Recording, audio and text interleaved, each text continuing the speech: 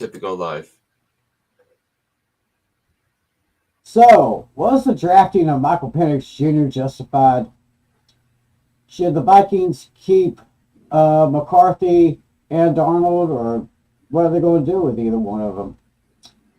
And what are we doing up so early today?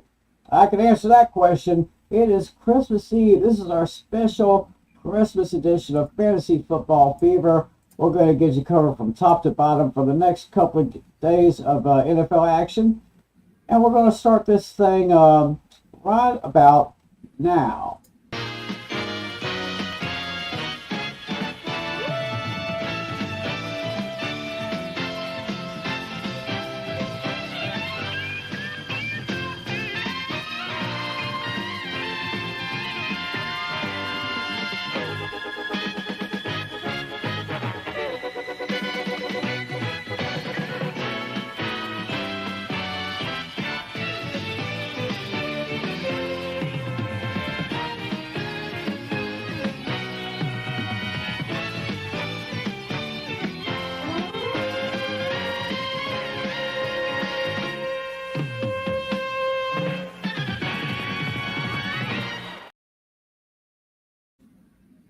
Well, hello everyone, and welcome to a special Christmas Eve edition of Fantasy Football Fever.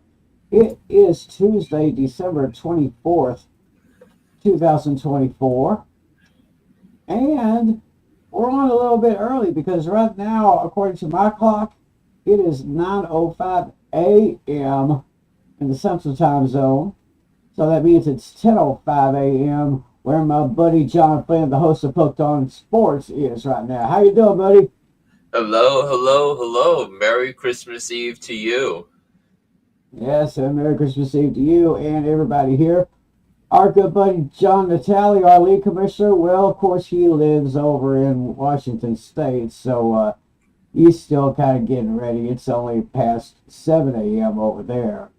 So he's just got to get ready, get his coffee, and he will be joining us in a little while from now. Well, uh, very interesting.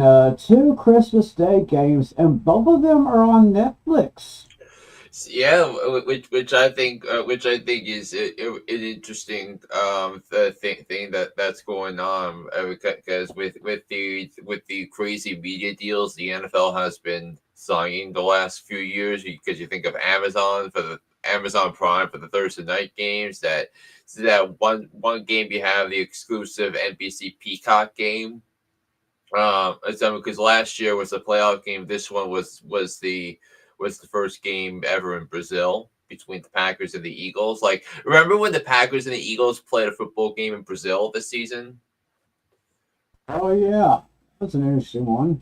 Yeah, but we'll definitely see how that's going. But it is a Tuesday which is our normal day. But we all have the different types of plans tonight. But we also have to cover unfinished business, a daily business to take care of. Hence why the early start, and when that can which you can fit with all of our schedules. All righty then. Well, let's go back to week 16 in the NFL.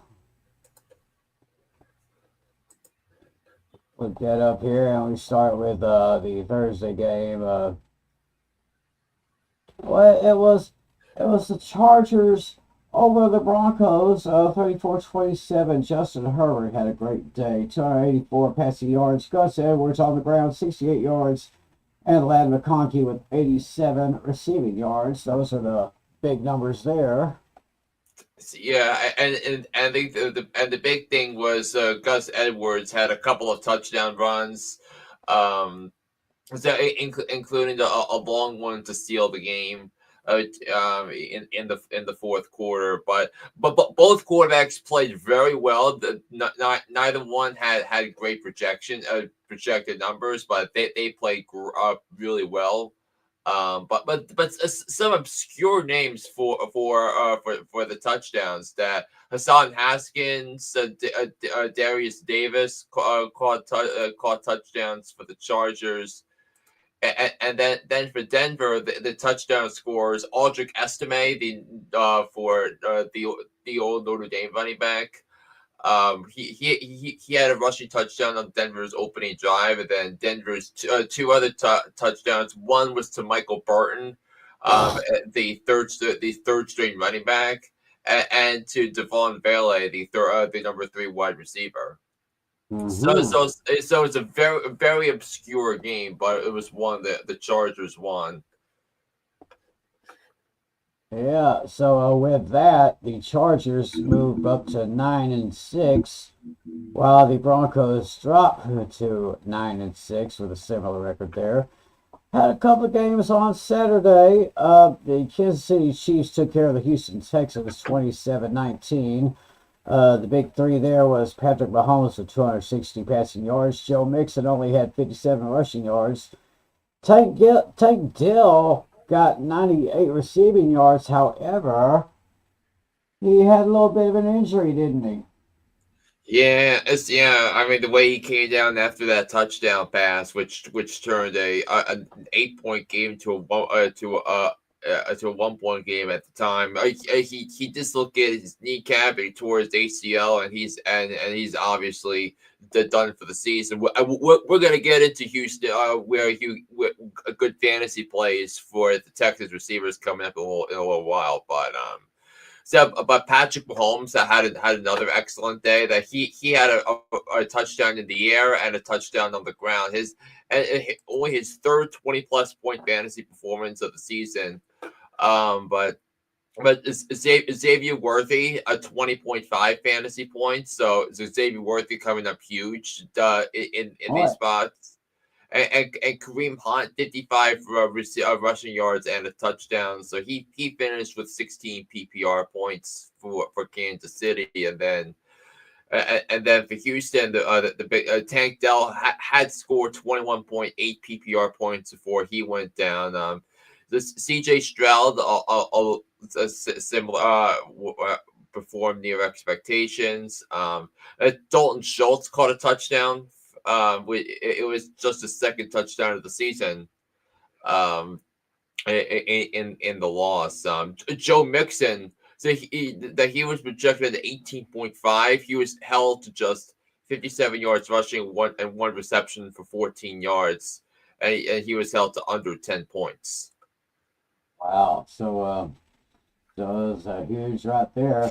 Chiefs moved to 14-1, undefeated at home. And the Texans dropped to 9-6 after that loss. One of the best rivalries in the last 20 years. Pittsburgh and Baltimore got into it again, and this time it was Lamar Jackson who kind of figured out the Steelers. Because the Ravens beat the Steelers by a dominant score of 34-17. Russell Wilson in a losing effort passed for 217 yards. Oh, Henry! Derrick Henry, 162 rushing yards, and the Z-Man, Zay Flowers, with 100 receiving yards even. It's most definitely. But I think the big takeaway so far from this game is that Jaylen Warren is the main pass catching running back. So which I think could come up big and handy in a matchup against Kansas City if the game script has you throwing. But Russell Wilson, around the average, 217 yards, 2 touchdowns, and that pick 6 to Marlon Humphrey.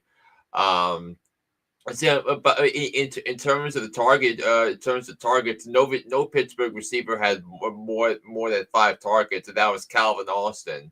And then Jaylen Warren has caught all 5 of his targets. So Jaylen Warren actually was finished with 14.2 points, which is his first his best fantasy performance in a month. But Pat Freiermuth was held to just 3 catches for 16 yards, and Najee Harris 42 yards rushing and nothing else. So he was held to just 4.2 fantasy points, and that Pittsburgh running back handcuff was not fun for Najee Harris owners. But for Baltimore, Lamar Jackson, three more tutties. Derrick Henry also had 2 catches for 27 yards, so he finished with 20.9 points. Elsewhere, Zay Flowers had 5 catches, 100 yards, as you mentioned. Mark Andrews caught a touchdown, and Rashad Bateman caught a touchdown. But the Ravens defense / special teams, they came up big. Obviously the interception, the fumble recovery, they sacked Russell Wilson 3 times. And with that, both the Ravens and the Steelers are tied with an equal record, 10 wins, 5 losses. So something tells me this could come down to the very last week of the season to determine who takes the AFC North here. Yep. Meanwhile, going into the Sunday games, this one was pretty much expected. The Atlanta Falcons tore up the New York Giants by 34-7. Drew Lock for the Giants had 210 passing yards. Bijan Robinson, my boy from Texas, 94 rushing yards. And Darnell Mooney had 82 receiving yards in that game. I think the Giants are imploding. I think they definitely are. But in this game, Bijan Robinson finished with 24.3 fantasy points.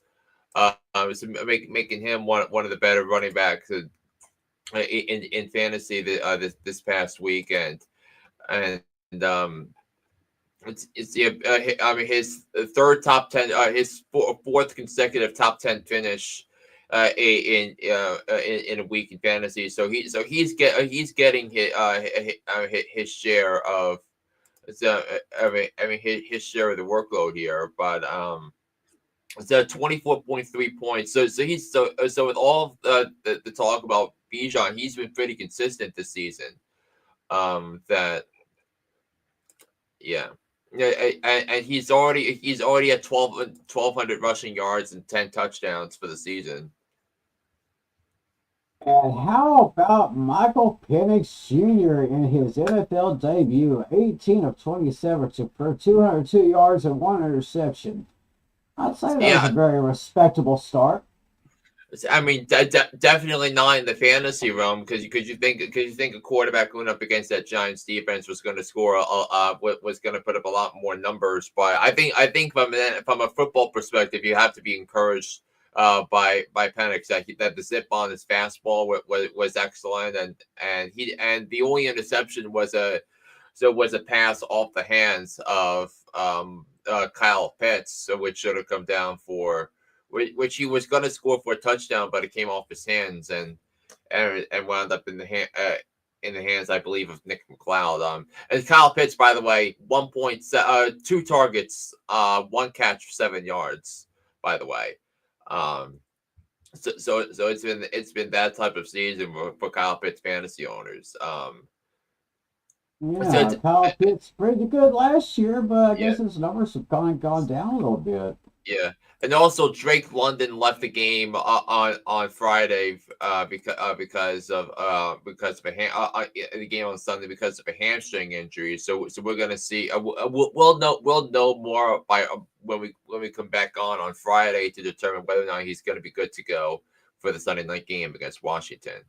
And then as for the Giants, let's see, Tyrone Tracy also had 4 catches for 43 yards and a touchdown. So he finished with 16.9 PPR points, while Malik Neighbors had 14 targets, 7 receptions. Wan'Dale Robinson, 12 targets, 7 receptions. So it's a pretty similar boat on both ends. All right. So with that, the Falcons 8-7, their record, and they pretty much have control right now of the NFC South. Right. We will explain the ramifications of that in just a little bit. Meanwhile, the Giants dropped down to a woeful 2-13, and if I'm not mistaken, I think the Giants would get either number 1 or number 2 in the draft next year. So they right now have sole possession of the first pick. Sole possession. Okay, got you right there.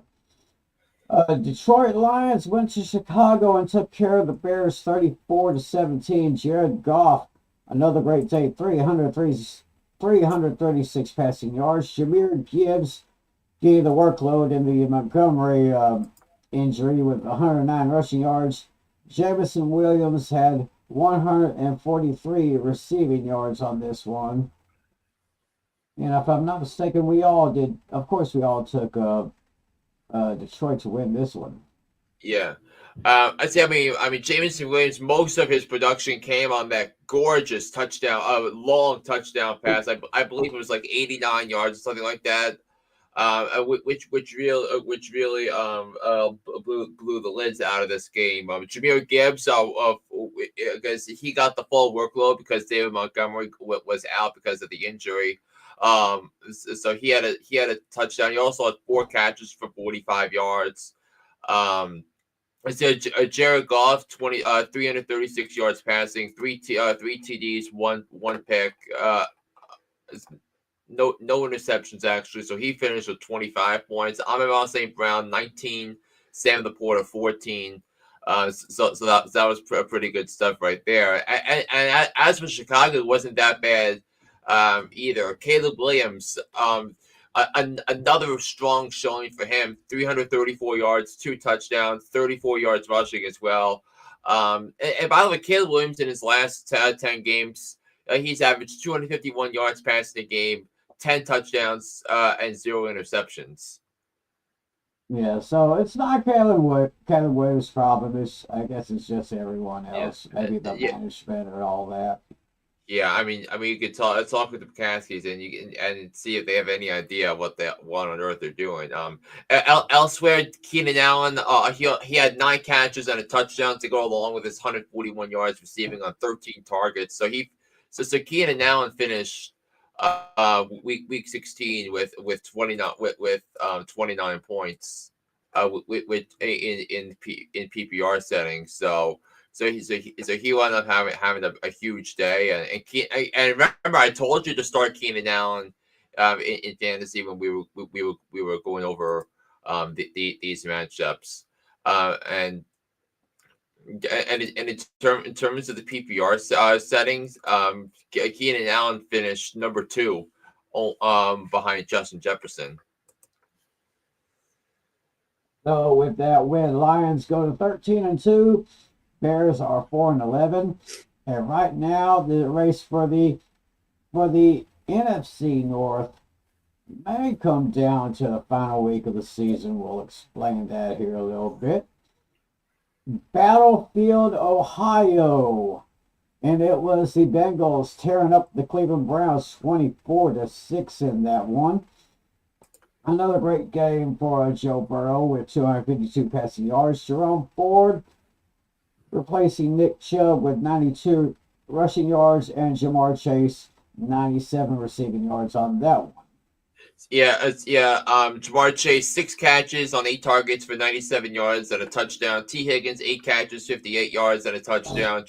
Chase Brown had 109 all-purpose yards and 3 receptions, and Joe Burrow threw 3 touchdowns. So he finished with 21.98 fantasy points. But I think once we knew that Cleveland was going to start Dorian Thompson-Robinson, it was definitely going to be it was going to be a big showing for Jerome Ford after Nick Chubb got hurt. So he finished with 24.1 PPR points, 92 rushing yards, and a touchdown. It also had 5 catches for 39 yards on that. And so with that, the Bengals now have a record of 7-8. The Browns are a lowly 3-12. This next game was actually a little bit better than I kind of thought it would be. The Indianapolis Colts at home took care of the Tennessee Titans by a score of 38-30. Mason Rudolph with 252 passing yards. Jonathan Taylor redeemed himself big time with 218 rushing yards and Chico Conquo with 81 receiving yards in that game. Yeah, Jonathan Taylor definitely bounced back in a big time way after that fumble last week. 218 yards rushing, 3 touchdowns on the day. So he that was by far his best fantasy performance of the season, and it couldn't have come at a better time for Jonathan Taylor owners who have been so patient with him all year. I mean, because if you think about a couple of years ago, Jonathan Taylor was a consensus number one pick in fantasy drafts, and he was just exceptional for Indy. Anthony Richardson also added a rushing touchdown of his own, 70 rushing yards and a touchdown. Also had 131 passing yards and a touchdown. This, by the way, was a game that the Colts won, despite only completing 7 passes. So the roster's not bad, but but for that, but a lot of garbage time production for Tennessee. That Tajay Spears, 2 rushing touchdowns, 27 yards rushing and 39 yards receiving. Chika Gunku, as you just mentioned, 81 yards on 9 catches and 11 targets. Calvin Ridley had a touchdown, 3 catches, 78 yards. With that. All right, so the Colts go to 7-8. Meanwhile, the Titans fall to 3-12 for the season. And we went to this one here, a low-scoring game here in New York as the Jets lose to the Rams by a score of 19-9. Another good day for Aaron Rodgers. That bad man got 256 passing yards. Kyron Williams was big for the Rams with 122 rushing yards. And Devontae Adams with 68 receiving yards. All right. But I think the big thing for this one is is that Devontae Adams a strong finish of the season, coming off the strong performance last week. He had another good one this week, with those touchdowns. But I think the big fantasy story for this game was that Tyler Higbee's first came back from injury, and he caught the game winning touchdown in the fourth quarter. 1 reception for 11 yards. So we'll see if he gets more of a workload as they're going to try to ease him in. But I don't know if he's going to be worthy of a start on Saturday when they take on the Cardinals. But Kyron Williams back on the touchdown board, 122 rushing yards and a touchdown in that one. And the Rams go to 9-6. Meanwhile, the Jets are down to 4-11. And we can now go to Washington, a battle of the NFC East teams. Commanders upset the Eagles by a score of 36-33. Jayden Daniels had a great day with 258 yards, but I should say 5 touchdown passes in that game. Saquon Barkley, who I said will break Eric Dickerson's record, he went 150 yards more. And A.J. Brown had 97 receiving yards in that game. It was a legendary performance by Jayden Daniels. 34.2 PPR points for Jayden Daniels, and he needed all of that to beat the Eagles. If you were to tell me that this is what Jayden Daniels was going to do, a rookie quarterback was going to do against the league's #1 defense, I would have laughed you all out of the door. But Jamison Crowder, 2 catches, 2 touchdowns, including the game winner with 6 seconds left. Ola Zaccheaus, 2 touchdown receptions, and Terry McLaurin, a touchdown pass of his own, reception of his own here. But this was a game where Washington had to win it through the air. But I think the bigger fantasy story might be Jalen Hurts, who had to leave the game because of a concussion early on here. Saquon had 2 more rushing touchdowns, another 27 fantasy points, all on the ground. AJ Brown, 97 receiving yards and a touchdown on 15 targets. So we'll definitely see if whoever gets to start on Sunday, whether it's Kenny Pickett or Jalen Hurts. Yeah, but what a game for Jayden Daniels. I think right now he is definitely number one for offensive rookie of the year. I'll take Bo Nix number 2 right now. So with that, the Commanders go to 10-5. Meanwhile, the Eagles are 12-3. And something happened after the Commanders beat the Eagles, which we will get to later. But it looks like the Eagles just might go ahead and take this division yet once again. I think I hear somebody knocking at our door. There he is. And look at that. Oh, look at this here. He's in his holiday garb. Our league commissioner, John Natale. It's Elf. Yep. Oh, Will Ferrell. Yeah. You might like this too. I got the sock. Oh my goodness. Yeah. Ladies and gentlemen, I think our commissioner's really gone all out today. Oh yeah. But of course, as you can see, I got my ugly Christmas sweater here. So. Oh nice. So we got that. We're just. Hopefully, my laptop here holds up. I tried sending the link to myself in an email and then did it that way. So hopefully it'll hold up. Interesting. We're just going through the games from last week. We're now in Carolina, where the Panthers had to go use an overtime period to defeat the Cardinals by a score of 36-30. Great day, good day for Kyler Murray, 202 passing yards. Chuba Hubbard went big with 152 rushing yards. James Conner, 49 receiving yards in that game there. Yeah, Chuba Hubbard fantasy owners, all please rise. And in my other league, Chuba Hubbard, I had him 2 rushing touchdowns, including the game winner in overtime. Adam Thielen, another good showing, 43 receiving yards and a touchdown. David Moore caught a touchdown as well. And how about Bryce Young? Bryce Young had an excellent day. In addition to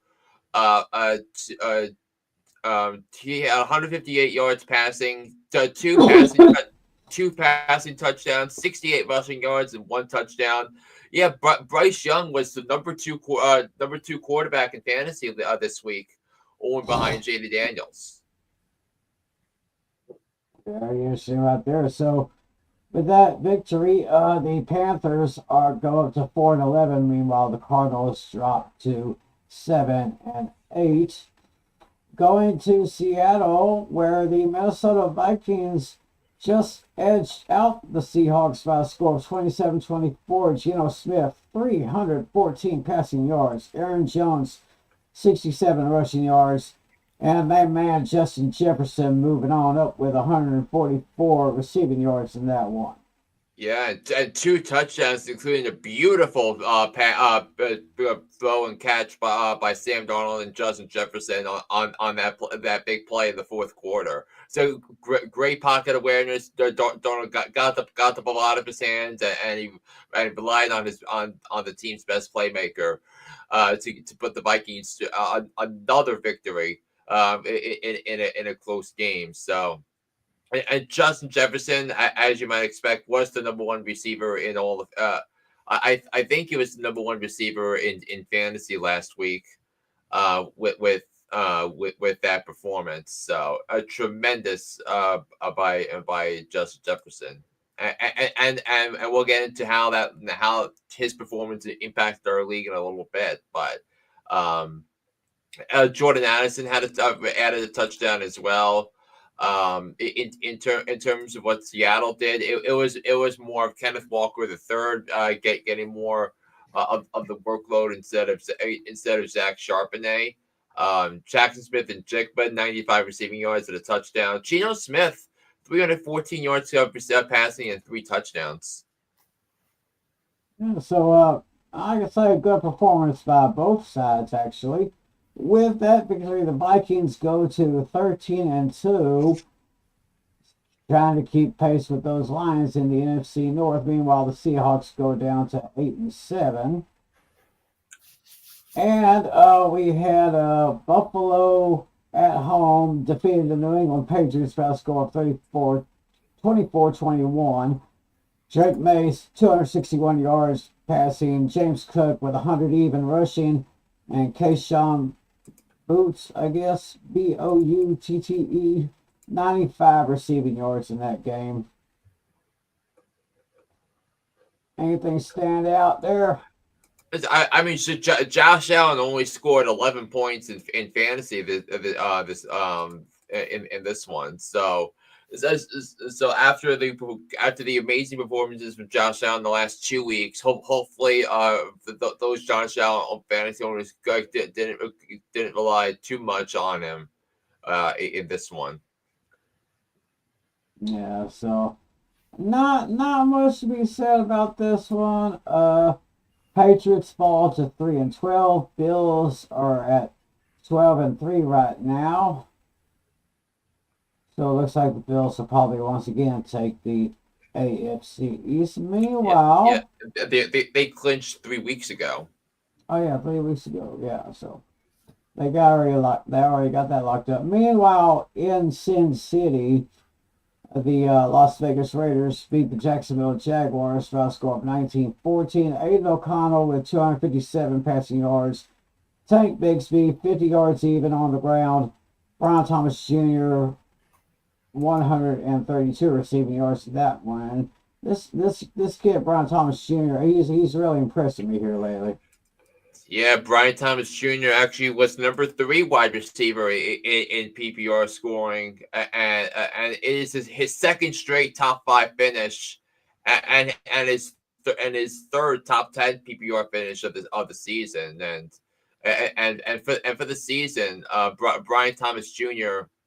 Ranked is the number 6 wide receiver in fantasy. And that so far this season he's had.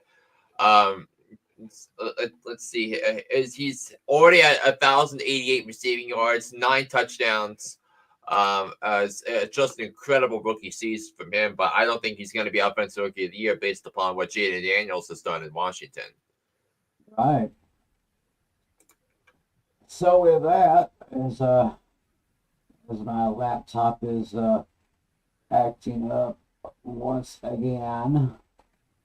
Let's try and get the records here. The Raiders and Jaguars now both have the same records. They're 3-12 right now. I mean, it's like the Raiders lose even if they win because they get knocked out of the top spot in the NFL draft with their win. But 2 other things to know: Brock Bowers 11 catches for 99 yards. Another 20 plus point performance from the rookie tight end. With that, and Amir Abdullah had the rushing touchdown, but it was interesting that Alexander Madison had more rushing attempts, but Amir Abdullah had the touchdown in this one. Moving on to South Beach, where the Dolphins took care of the banged up 49ers 29-17 there. We had Brock Purdy leading the quarterbacks with 313 passing yards, Devon Achane with 120 rushing yards, and George Kittle with 106 receiving yards in that one. Yeah, I'm glad I changed my pick on that one. I did. I mean, Deebo Samuel finally had a good game. But I mean, he finally showed up. 96 receiving yards and a touchdown for him. As for Miami, Tyreek Hill, 3 catches, 29 yards and a touchdown. But Devon Achane, who has been the star of the show and has kind of been lost in the shuffle, but he's been quite consistent and. In terms of scoring touchdowns and providing some coverage in the passing attack, 6 catches for 70 yards for Devon Achane, and HN was number 3 running back, in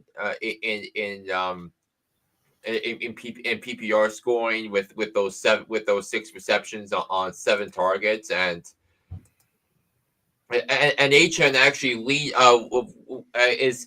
the NFL with receiving yards by a running back, 579 receiving yards on 76 catches. And so with that, the Dolphins moved to 7-8. Meanwhile, the Niners dropped to 6-9. And I mean, the 49ers were my choice to win the NFC West, but yeah. Oh my goodness. Yeah, but the McCaffrey injury derailed everything. Yeah, that was pretty much the this thing that started the chain reaction. Yeah, Brandon Ayuk too. I think he goes lost before the season started, I believe. I think so too. The Sunday night game was actually bad news, good news.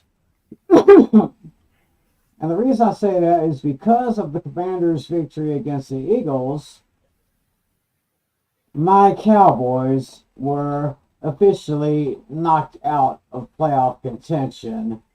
So because of that, I have to do this.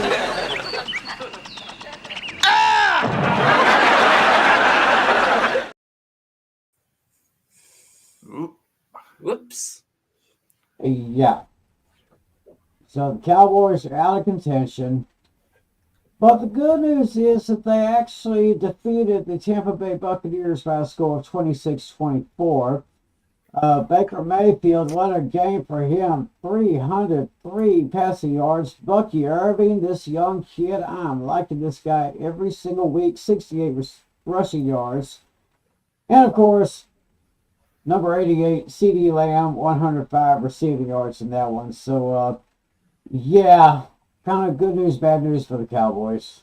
Yeah, I mean, it was a rough loss for Tampa because now Tampa with losing both of those games earlier in the season to Atlanta are now on the outside looking in for that. Now Tampa's going to have to win out and Atlanta lose a game for them to make the playoffs in that division.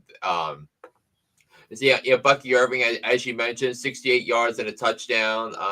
Jalen McMillan, how about him? This is his 3rd straight game with 15 or more fantasy PPR points, 57 yards receiving and a touchdown.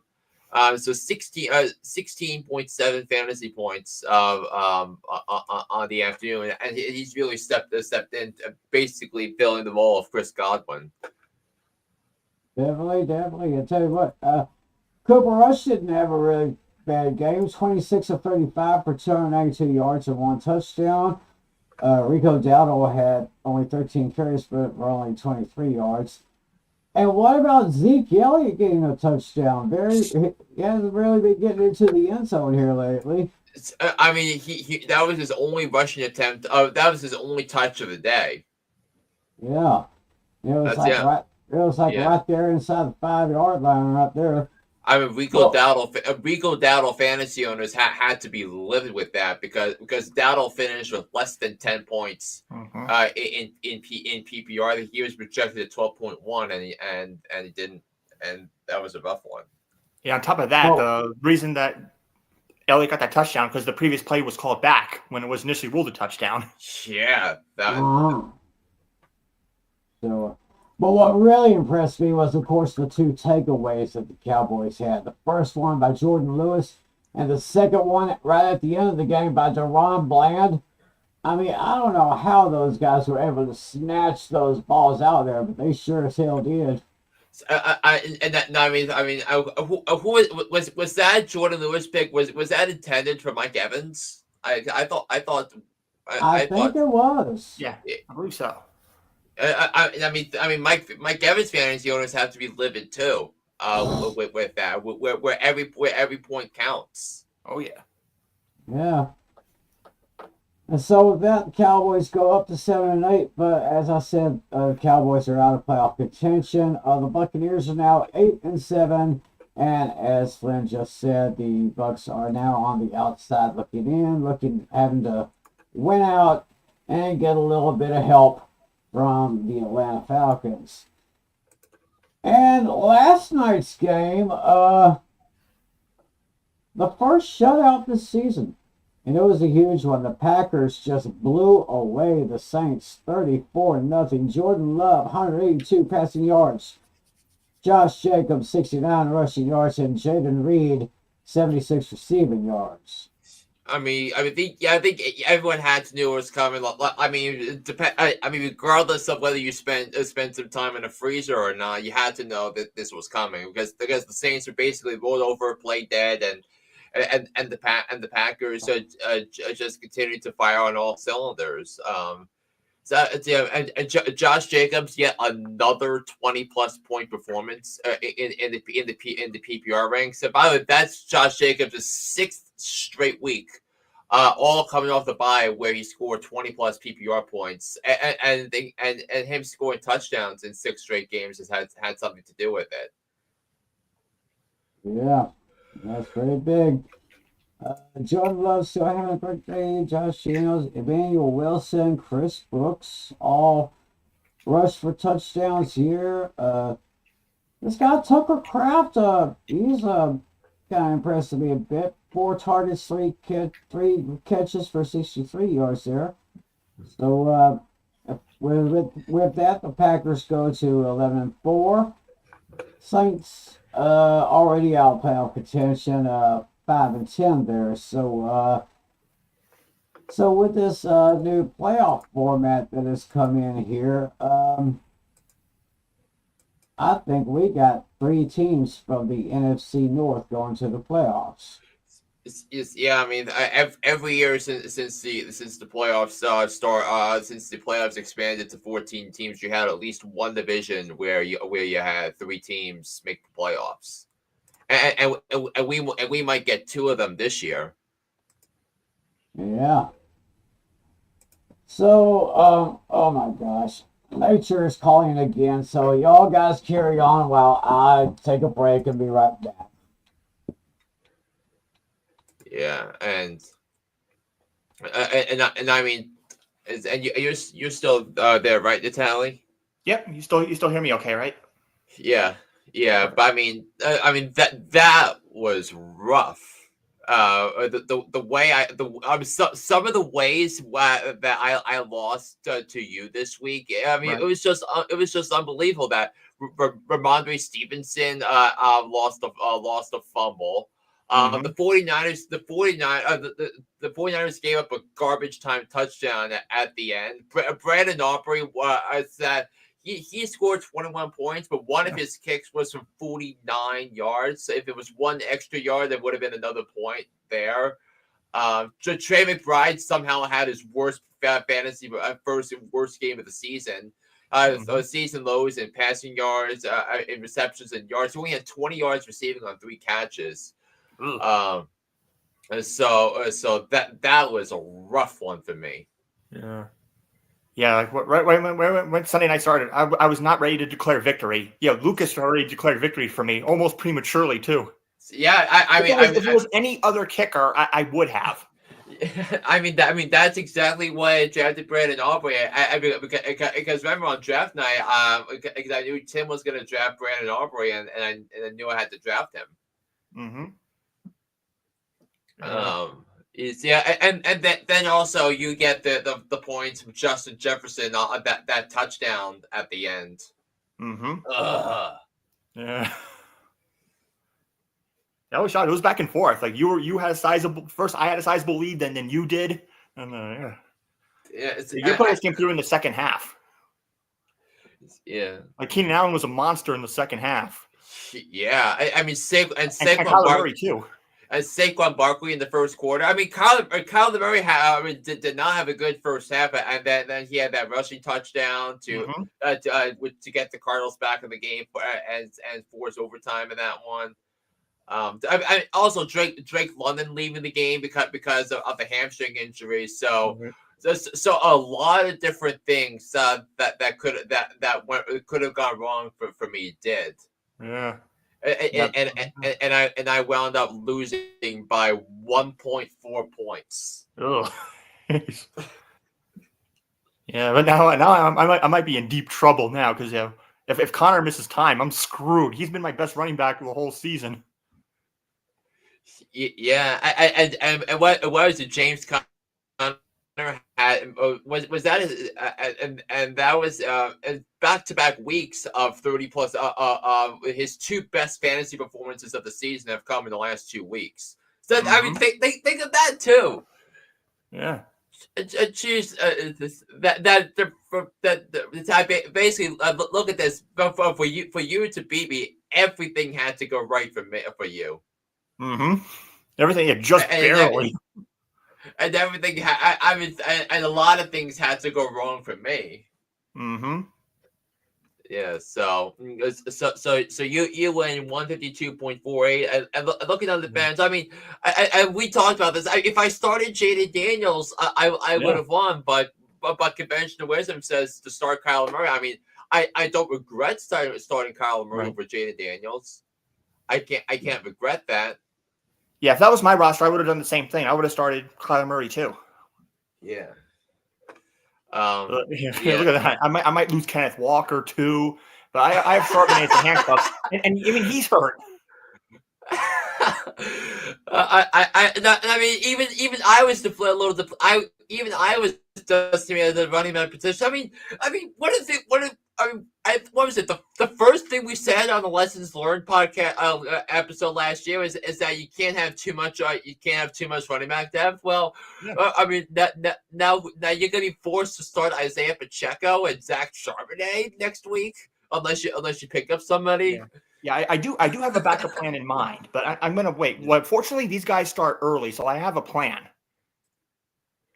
At least they're the Thursday and Saturday games respectively. Oh, boy. I'm definitely afraid to face Lucas because you know why? It's hard to beat the same person. And meanwhile, Lucas got the benefit. Actually, Lucas been the highest scorer. We'll get to that in a little bit, but Lucas beat you. Yeah, 160.0 to 148.8, and he rode Jonathan Taylor to his second straight fantasy championship appearance with that on, and he got consistent efforts from the rest of his squad. And as for Casey, I mean, Jahmyr Gibbs. I mean, you would have had to face Jahmyr Gibbs if you had to play Casey. So you had that Justin Herbert and Malik Neighbors, but it was all the Jonathan Taylor show, and he wouldn't have if he had done anything differently, then he would have been a little different there. And now we can start. And I think Lucas is supposed to be to come on this podcast on Friday night because we have this podcast and the one on Friday to discuss the rest of the week and the rest of the matchups of who to start and sit. So this is what you got right now between you and Lucas. And right now, you start the week projected at 142.5, or Lucas is projected at 133.3. So, yeah, I'm definitely afraid to face Lucas because, you know what they sometimes always say? It's hard to beat the same person 3 times. I swept Lucas last time around, so we'll see. Yeah. All right. Let me check these numbers here. Yeah, I mean we just started looking at that, and while you were away, we went over the fantasy semifinals matches, and basically like so many things that went wrong, that could have gone wrong for me did, and basically for Natalie, everything has to go right for him. Yeah, I'm admitting that. I was lucky as hell. I'm admitting that. You're so lucky. Yeah. Wow. Yeah, that's why I didn't want to play dominoes with you. I wanted to earn my win. Yeah, I didn't want to steal players or anything like that. I wanted to win fairly. Yeah, I wanted to earn that win. Yeah, I had Jayden Daniels who had that 5 touchdown performance on my bench, and I Oh started. no! Conventional wisdom says if you're going up against those chickens, the number one defense in the league, that conventional wisdom says you bench Jayden Daniels, and then you start Kyler Murray against Carolina, which was a much more favorable matchup for me. Kyler Murray, I had a big second half, and do I regret starting Kyler Murray and benching Jayden Daniels even after looking at this? No. Well, I can't understand that with you saying, with of course the Eagles having the top defense in the league. I can understand that reasoning. Do I regret that starting with the lineup the way I constructed it and the way I did it? No, but right. Sometimes things work differently. So here is the matchup for the fantasy championship so far, Tim. Yeah. Yeah. Lucas is going to cause some drama. He's got 4 players for Monday night as of right now. Oh my goodness, that could be the difference right there. Yeah, let's see what else he's got. George Pickens. There's a good chance that he's gonna play tomorrow against Kansas City. And then what do you start? You start in my other league, in the league I'm in my fantasy championship, I'm starting the Ravens defense against Houston. So because Houston's reeling off the Tank Dell injury, whereas elsewhere, you have the clear running back advantage for now. The quarterback advantage, obviously. Maybe Jared Goff playing against the banged up 49ers defense could help there. Yeah, well, so we're going to say, oddly enough, Lucas never had the advantage, and somehow he won both times. Yeah. And also Lucas has Nico Collins, and Nico Collins is going to get a huge swath of the targets because Tank Dell's hurt. So you definitely have a challenge up your hands, Natalie. Yeah, we'll see. I just hope I don't lose James Conner. If I lose him, I'm screwed. Walker, I'm comfortable. I have Charbonnet as my handcuff. Yeah. So, but then if you don't know what's going to happen with James Conner, the other running backs you have a DeAndre Swift. Isaiah Pacheco locks in at 1 p.m. tomorrow, so you don't know what to do probably. Yeah, well, I do have a backup plan in mind, so yeah, I'm not gonna say it. I'm gonna wait it out. Fortunately, these guys are early, so yeah. Wow. Yeah, I don't want to start DeAndre Swift, but I might have to. And DeAndre Swift, the good news for DeAndre Swift, his matchup is against Seattle, and Seattle's had trouble stopping the run all year. True. All right, so as we get into some hot topics here, let's see right here. Does Patrick Mahomes have a favorable matchup against those Steelers tomorrow? I see a slugfest, honestly. I think it's a good question because Patrick Mahomes. With all that, his fantasy numbers haven't been flashy. But I thought Mahomes played as good a game as he's played all season against Houston on Saturday. But here's the thing: Pittsburgh's defense has not played well recently. It's that they got run around by the Eagles, and Lamar Jackson, who has historically been not good against Pittsburgh, he had I thought his best game against the Steelers in his career, and then Derrick Henry with 162 yards rushing on top of that, and the fact that they're playing a very short week, that they go from Saturday night to Wednesday afternoon. It's not an easy turnaround. Yeah, that's exactly why I picked up another defense as a backup, because I wasn't comfortable with the Steelers' opponents during the playoff week. Yeah, and and when we looked at the division previews at the start of the season, remember we go all the way back to June. Well, we looked at that Steelers schedule down the stretch: Yeah. Philly, Baltimore, Kansas City, and you're seeing why I was so skeptical of the Steelers defense during the season. Yeah, that's why I took the Broncos defense. They were very favorable and ranked number 1 at the time I picked them up. Yeah. Yeah, so that was a steal for me. That's what led me to my wins. Yeah, and speaking of that particular game, the Texans are going to be without Stephon Diggs and without Tank Dell. So the depth chart for the Texans right now is Nico Collins, John Mechie III, and Robert Woods. But they did just sign Deontay Johnson.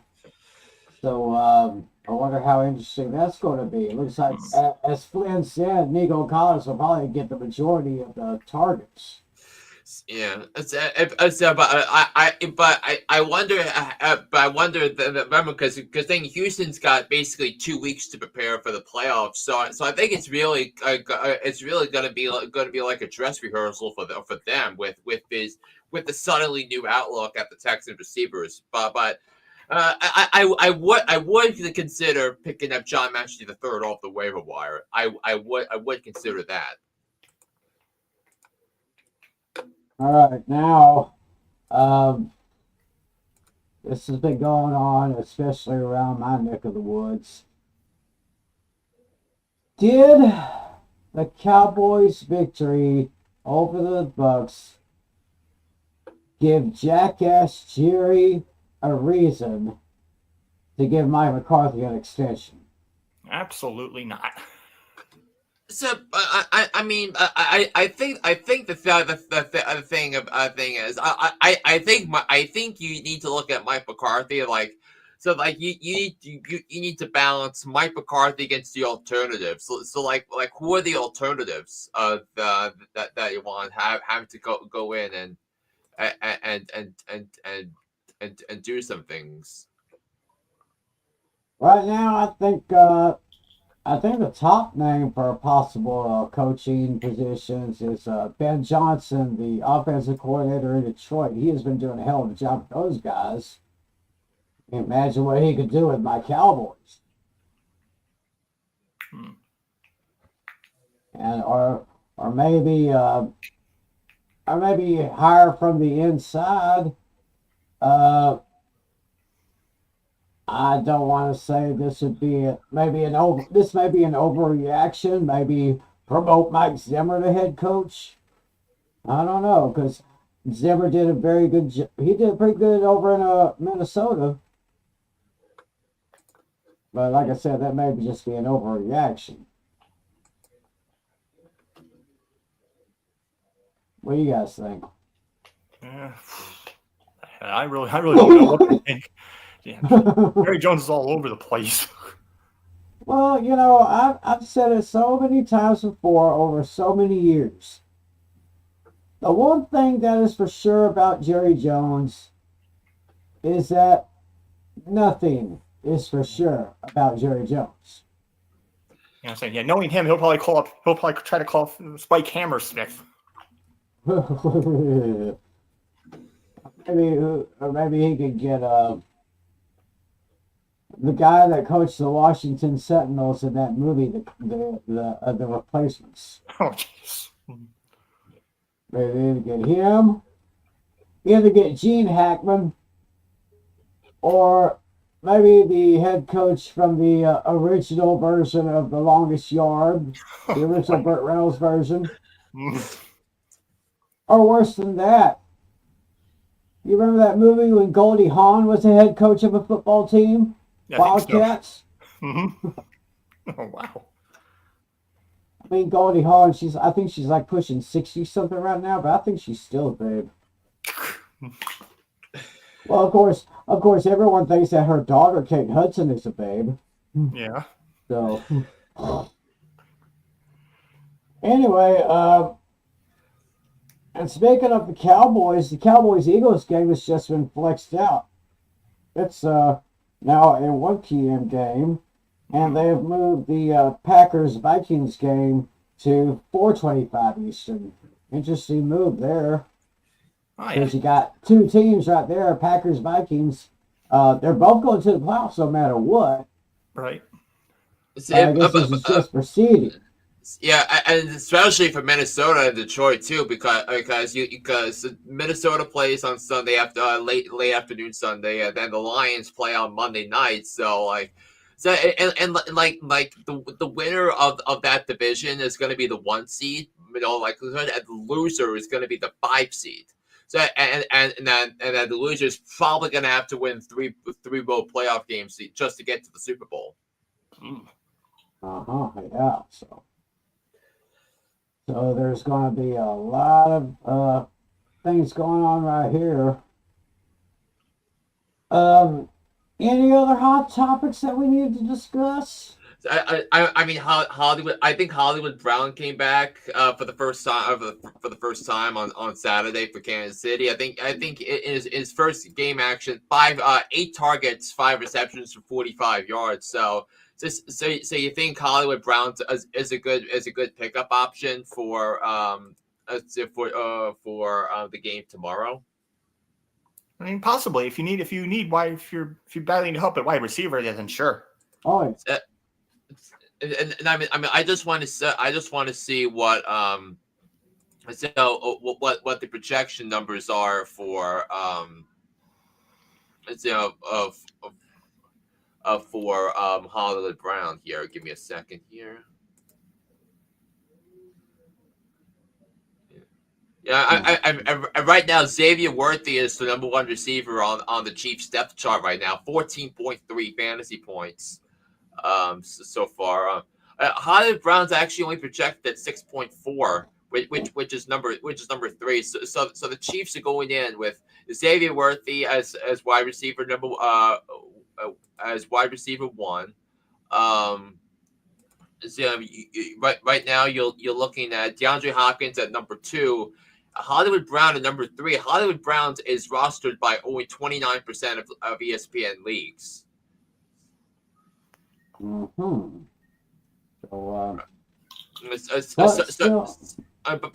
you're definitely looking at Xavier Worthy as being someone that you're gonna have to rely on. But Xavier Worthy, two of his 3 best fantasy performances of the season have come in the fantasy playoffs.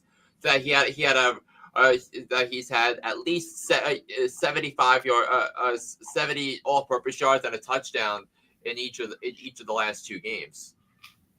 So very interesting there. So yeah, I'd probably give a Hollywood shot there against that kind of shaky Steeler defense. So with that being said, I think it's time for a little trivia, and I believe, I didn't come up with the question. So I got one. I came up with one on the fly. I may have a question for this Friday's show. I wasn't ill prepared, so we're going to have Flynn and Natalie with questions. So, Flynn, let's start with yours. Yours has to do with something that happened this past week. Yep. So Jayden Daniels. So with his performance on Sunday against Philly. 250 plus passing yards, 5 plus passing touchdowns, and 75 plus yards rushing. Only one other quarterback in NFL history has had all 3 of those in the same game. Who is it? Ooh. What was it? 5 touchdown passes. 250 plus passing yards and 75 plus rushing yards. 75 or more rushing yards. Only one other quarterback in NFL history had done that in a single game. I have a couple thoughts. All right, I have an answer for that. I think I have 2. All right, Natalia. What's your question? All right, yeah, mine's going to focus on this day in NFL history. But this one I think might be an easy one though. I think that's doable. I'm not going to give you guys the year because that's going to probably give it away. But on this day, this quarterback was the first person to reach 4,000 passing yards. Which quarterback was that? Oh, I think I got an answer for that. I think we know that one too. All right, fair enough. So, All right. Before we get to our picks for the three games that are coming up, two for today, two for tomorrow, and that Thursday night game, let's bring up something that we haven't brought up in quite a while. If my laptop will cooperate, it's time to bring up the playoff machine. Ooh. That's right. It's time to take a look at if the playoffs were to start this week. As you can see, if the playoffs were to start this week, Kansas City would lock up the number 1 seed. Buffalo would be number 2. Pittsburgh at number 3. Houston number 4. Baltimore at 5. Los Angeles Chargers at 6. And Denver Broncos would be 7. And right I'm looking at a lot of the underdogs here, if this were to happen. Right now, if this were the case, I'd probably have to give the edge to Baltimore in their matchup against Houston. Same. Pittsburgh and Los Angeles, that'd be a little bit too close to call. As Natalie would always say, it could go either way. Yeah, so it's a coin flip game. And the two teams faced each other in Pittsburgh earlier in the season, and the Steelers won that game by 10 points, I believe. Yeah. Uh-huh. I like the underdog on the whole NFC side. And Buffalo, I would take Buffalo over Denver if this was the case. Over on the NFC side, if the playoffs were to start this weekend, the Lions would lock up the number 1 seed, followed by Philadelphia at number 2, Los Angeles Rams number 3, the Falcons at 4. Yeah, I feel like the lower seed in all these matches. I like Washington, really? Green Bay, and Minnesota. Green Bay and the Rams would be a toss up. Right. True. Because I think the thing is both teams are so well coached. Sean McVay against Matt LaFleur. Yeah. Washington, Philadelphia, that would be an interesting one right there. Yeah. And especially if Jalen Hurts can't play. Right. Depends on how bad his injury is. Figure out how bad his injury is, and it's kind of interesting because the Eagles now have the former Steelers quarterback Kenny Pickett on the backup. Yeah. I mean, Kenny. This feels like an offense Kenny Pickett would thrive in because I think the big weakness right now with Philly is as the roster is their passing game, and if Kenny Pickett can help them on that front, I think that would be a huge boost. Think about what happened the last time when Carson Wentz went down, Nick Foles came in and he helped and he continued the passing game success that was previously there.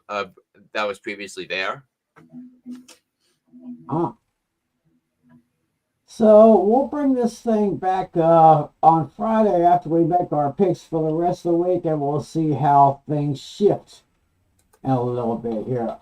Before we do that, I think, we have Chris Bird watching us. Hey, Chris, Merry Christmas to you. Would you start the Denver defense against Cincinnati or the Jags defense against Tennessee or Bears defense against Seattle? I would not take the Bears defense. No way. That's the one definite. I would towards the Denver defense. I've had them in throughout my entire playoff run. I think Denver got shredded against the Chargers last week. And Cincinnati's offense has been playing at such a high level all year. So I would consider trying to pick someone else really. The Bears defense may, but the thing is, the Bears defense hasn't played well since they fired Eberflus. So, yeah, they may have fired the quarterback, but still have the same problems. Even though Caleb Williams has had a pretty good few weeks, so Wow, that's ugh. Yeah, I'm only saying the Broncos because I'm a fantasy owner of them, and they've been carrying me. If I were to start one of the three, I would start Jacksonville over Tennessee because Tennessee doesn't have a quarterback. Yeah, I would probably do something like that too. So, but anyway, Chris, thank you very much for your question there, and thanks for watching. I hope you have a happy Christmas over there wherever you are. So we only have 3 games we're going to pick today. We're going to pick tomorrow's Christmas Day matchups, and of course the Thursday night game.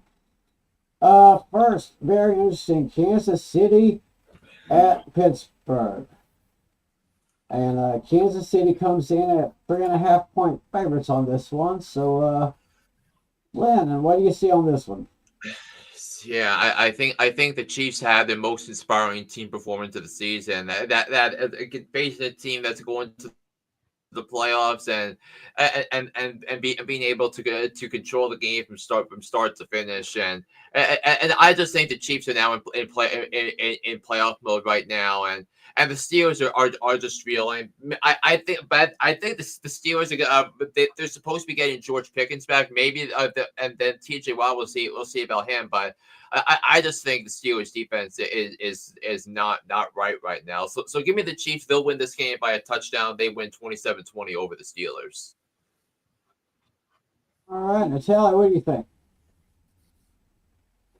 Yeah, I don't know. I'm kind of seeing a slugfest here. I think this is going to go back and forth. I mean, the Steelers defense has been a bit rough lately. They're going to have a rough going around, but I think they're still going to score a lot of points as well. It's going to come down to a game-winning field goal, I think, by Harrison Butker. Ooh. I do have the Chiefs winning this game, but I have the Steelers covering. So give me 34-31. Interesting. Of course, here lately, the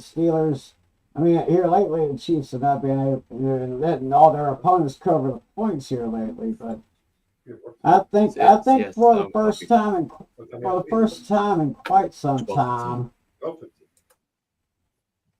For the first time in quite some time, I believe the Kansas City Chiefs will win and cover this one.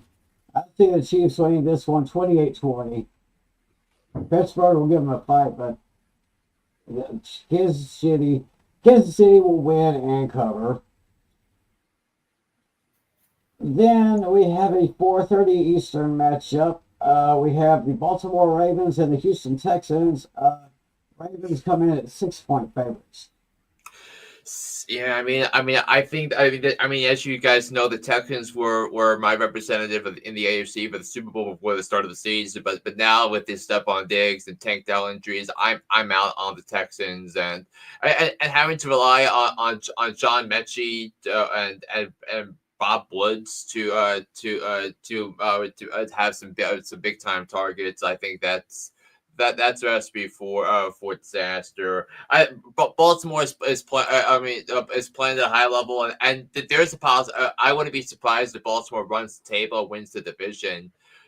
So I think if you look at Lamar Jackson, Derrick Henry, Houston's not an easy team to throw on, but they're not as bad of a team to run on. So give me the Ravens. I think they're going to win this one by 10 points. Give me Baltimore to win this game 30-20. What do you say, Kamish? Yeah, if the Texans had all their guys healthy, I think this would be a point spread game. It's not going to change anything. I think the Texans would have covered that spread had they had all their healthy players, but because they don't, I think it's going to be a bad game for them. I mean, their defense, I think, will be somewhat okay, but bad at the same time. So I'm going to go Ravens 30, Ravens 30, Texans 22. All right, again. Well, looks like I'm going to make it unanimous here. As I agree with Natalia 100%. If all of their players were healthy, they would make it close. But Baltimore, I think, would win either way. I'm taking the Ravens over the Texans by a score of 31-23. So we all think 8 to 10 points for that one. Oh yeah, I think we'll be pretty much taking Baltimore to win and cover. And interesting enough, both of those games, Chiefs, Steelers, and Ravens, Texans. Like I said earlier, both of those games will be on Netflix. So hopefully y'all got that. Hopefully y'all got Netflix so you can check out these games here. Now the Thursday night game will of course be normally on Prime Video, 8:15 Eastern. We have the Seattle Seahawks against Chicago Bears in Chicago, and Seattle is 3.5-point favorites in this one. Yeah, I mean, I just don't know what to think of this Bears defense because Matty Eberflus since he got fired, the Bears are giving up 38, 30, and 34 points to quarterbacks Brock Purdy, Sam Darnold, and Jared Goff, and Geno Smith is on that similar is on a plateau a little bit similar to that, but I just think this is this another disaster for the Bears. I think the Bears have rolled over. I think they've mailed it in. I'm going to take Seattle to win this game 31-21 over the Bears. Tyler, what do you say?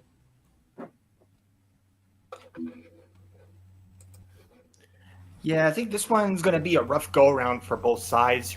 Looking at the Seattle's offense, the status of Kenneth Walker and Zach Charbonnet are both in the air. If both of them can't play, you're looking at Kenny McIntosh as your lead running back. He's getting a few touches here and there. He seems to be doing all right with what he has.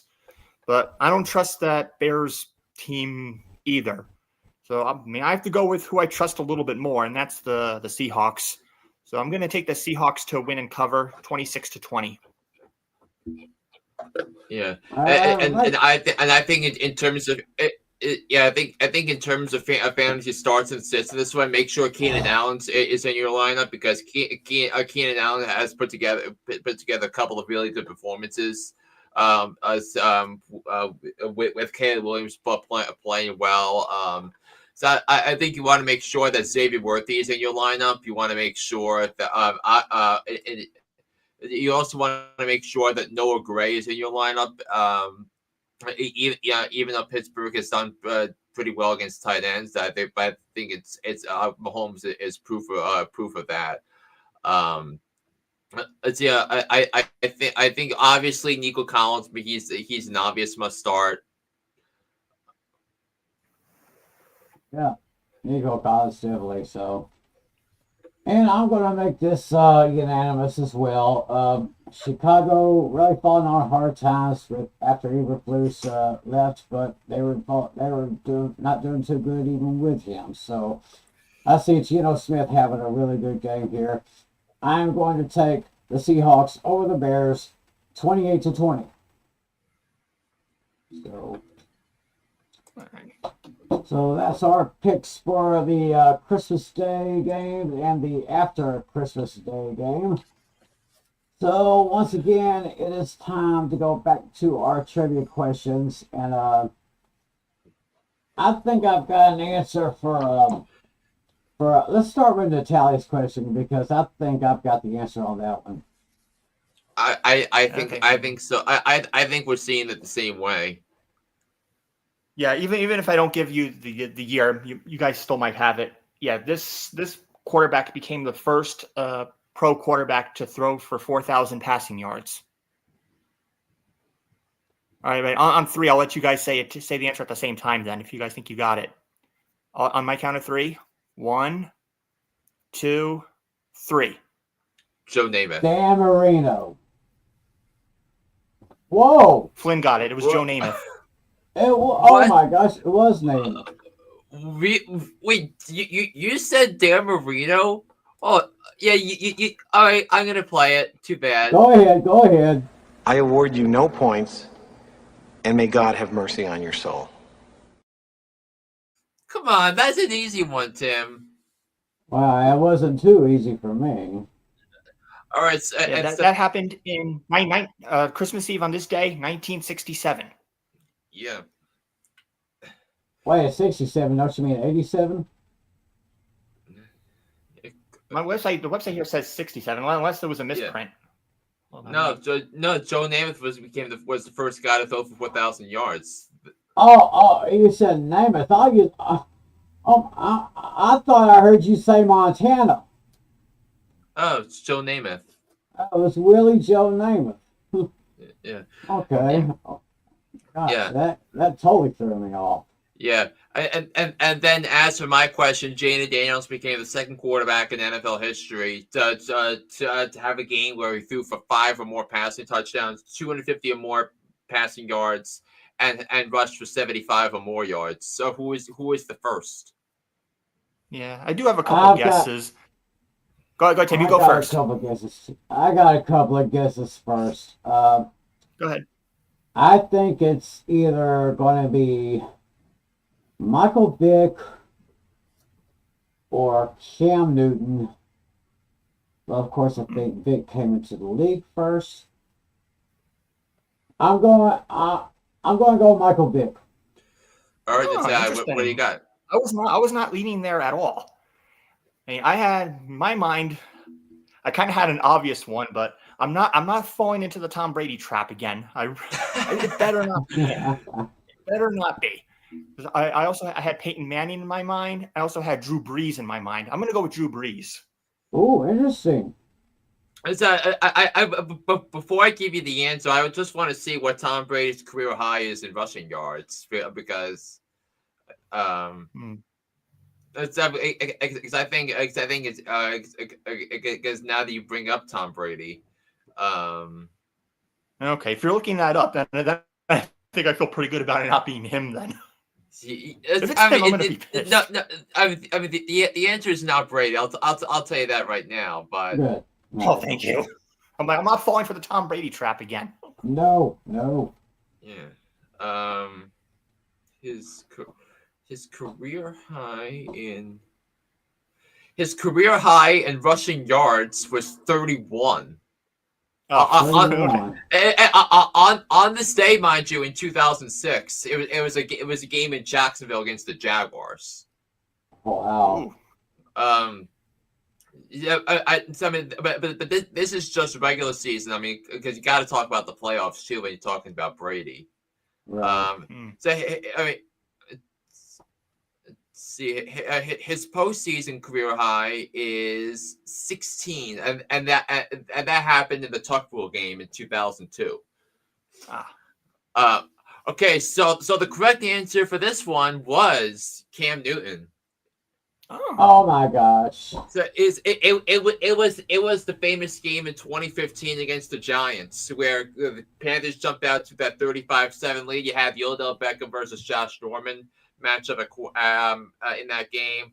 Giants came all the way back to tie, and then Cam Newton drove the Panthers down the field for the winning field goal. Man, I should have gone with Cam Newton. Yeah. Oh well. But anyway, folks, I think with that we're going to put a wrap up on this very special Christmas Eve edition of Fantasy Football Fever. We will be back here this Friday night at our regular time. And we'll be looking back at these 3 games, and we'll take a look at the rest of the games on the schedule. We got 3 Saturday games. Then we have next Sunday, and we have a Monday matchup. The Monday night matchup, maybe last year it would have been great, but of course with San Francisco being so banged up and all that, doesn't seem fair now. But we'll go through all that this Friday night. So we'll be back here Friday night, normal time. So you guys got any plans? No, not really. I'll be home celebrating. Just like normal stuff, like a Christmas dinner, stuff like that. I mean, I'm working tonight, but I'm off tomorrow. I mean, I'm working tonight, but I'm off tomorrow. Okay. Yeah, I'm just about to head over to my best friend's apartment. Her parents are coming in from Garland, which is about, I think, a 45-minute drive east of Dallas.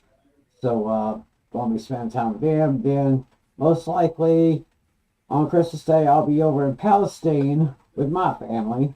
So that'll be all right. So with that being said, we'll go ahead and wrap up this show. Mr. Flynn, Merry Christmas to you. Merry Christmas to you too. And Mr. Natali, Merry Christmas to you, my friend. Yeah, thank you. Merry Christmas. And Merry Christmas to all of you out there. Remember, if you drink, don't drive. And if you drive, don't drink. Enjoy your time with your family. Enjoy the games.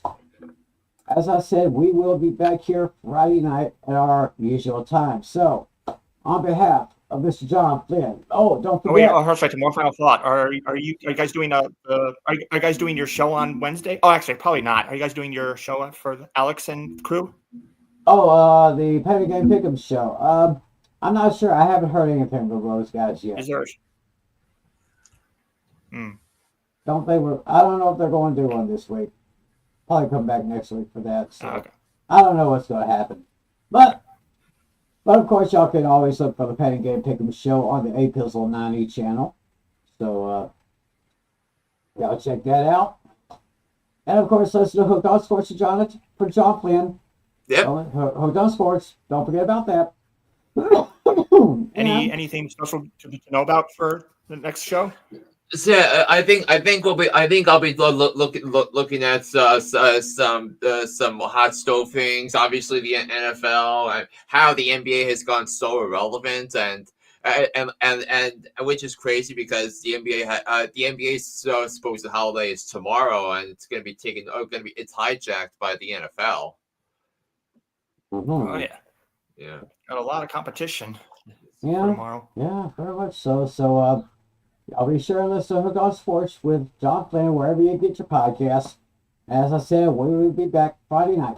So, on behalf of Mr. John Flynn and Mr. John Natali, my name is Tim McClellan. Thanks for watching this, everyone. Have a wonderful, wonderful Christmas. We'll be back on Friday. Enjoy time with your family. Enjoy the games, everyone. God bless you all. And as always, be a good sport. Merry Christmas, everybody.